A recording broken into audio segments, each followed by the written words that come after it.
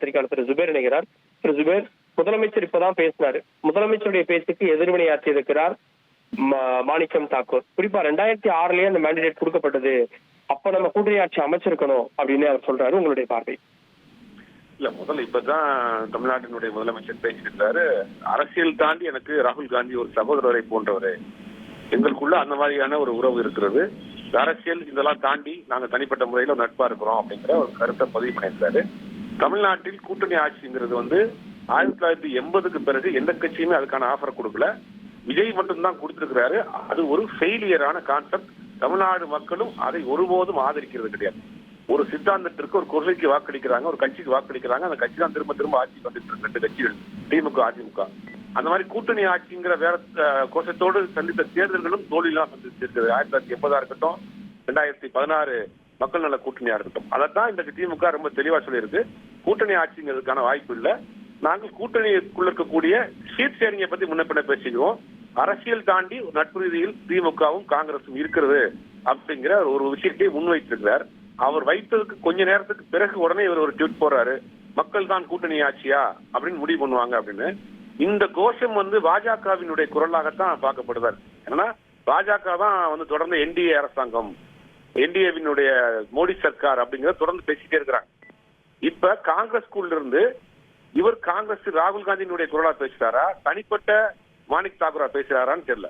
இவர் பேசிய கொஞ்ச நேரத்துல ராகுல் காந்தி இவருக்கு ஒரு செய்தி கொடுத்து பேச வச்சிருக்கிறாரா அப்படிங்கறதுலாம் கிடையாது. அப்ப மாணிக் தாக்கூர் அவர்களுக்கு தனிப்பட்ட ஏதோ ஒரு அஜெண்டா இருக்கா, தனிப்பட்ட எதுவும் கோபம் இருக்காங்கிறது தெரியல. இப்ப ஒரு கூட்டணி பேசுவதற்கான குழு அமைக்கப்பட்டிருக்கு. 2 கட்சிகளும் குழு சம்பந்தமான பேச்சுவார்த்தைகள் தொடங்க போறாங்க.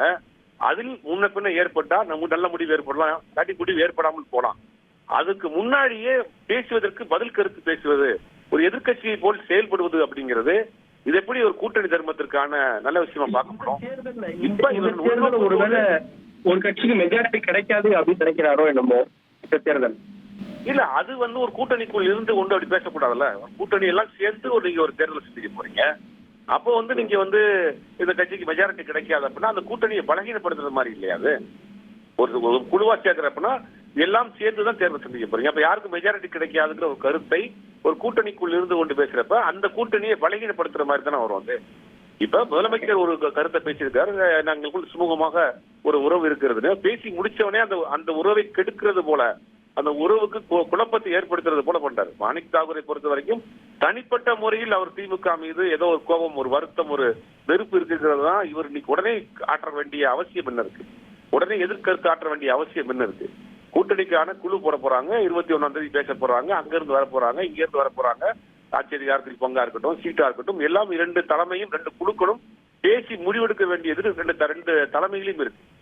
இவர் தனிப்பட்ட கருத்தா சொல்லியிருக்காரா, இது காங்கிரஸ் தரப்பு சொல்றாரா, இந்த கூட்டணி எப்படி உடனே ஒண்ணு சேர்ந்துருமோங்கிற ஒரு பதட்டத்துல பேசுறாரா அப்படிங்கிறது பெரிய கேள்விக்குறியா தான் இருக்கு.